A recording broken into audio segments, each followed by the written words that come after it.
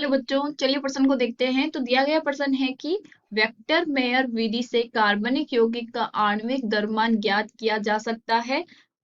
तो ये दिया गया कथन है, हमें बताना है कि ये कथन सत्य है या असत्य। तो क्या बोला गया है कि वेक्टर मेयर विधि से कार्बनिक यौगिक का आणविक द्रव्यमान ज्ञात किया जा सकता है। तो हमें क्या बताना है कि जो ये कथन है वो क्या है, सत्य है या असत्य। सबसे पहले हम क्या लिखेंगे, मुख्य अवधारणा। मुख्य अवधारणा।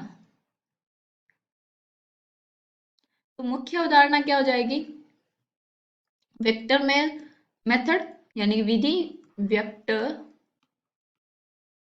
मेयर विधि। तो अब हमें पता होना चाहिए कि वेक्टर मेयर विधि होती क्या है, किसके उपयोग में आती है। तो वेक्टर मेयर विधि क्या होती है कि इसको क्या, इसमें हम आणविक द्रव्यमान, जो कार्बनिक यौगिक होते हैं उनका आणविक द्रव्यमान ज्ञात किया जाता है। कैसे, इसमें क्या करते हैं कि हमने मान लिया कि एसटीपी है और उस पे जो हमारे वाष्प का जो आयतन होता है, वाष्प का आयतन है, वाष्प का आयतन वो कितना दिया गया है, V, किसमें, ml है। और अब हमें पता होना चाहिए कि किसी भी यौगिक के एक मोल का जो वाष्प का आयतन जो होता है एसटीपी पे, वो होता है 22.4 लीटर।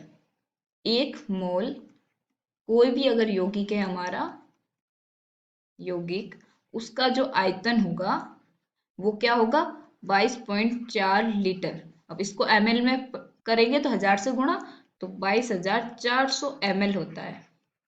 तो क्या अगर हमें कोई ये बोले कि कार्बनिक यौगिक है और उसके इतने लीटर या इतने ml है हमारे पास वाष्प का, तो हमें बताना है कि उसमें कितने मोल है। अगर मोल पता चल गए, कार्बनिक यौगिक हमें पता है कि कौन सा है, तो क्या हम उसका आणविक द्रव्यमान निकाल सकते हैं, आसानी से निकाल सकते हैं।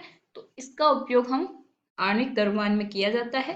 अगर हमें मोल निकालने हैं तो क्या करेंगे, V जो आयतन दिया गया है प्रश्न में, उसको हम भाग करेंगे किससे, 22,400 से, तो वो आ जाएंगे हमारे पास नंबर ऑफ मोल।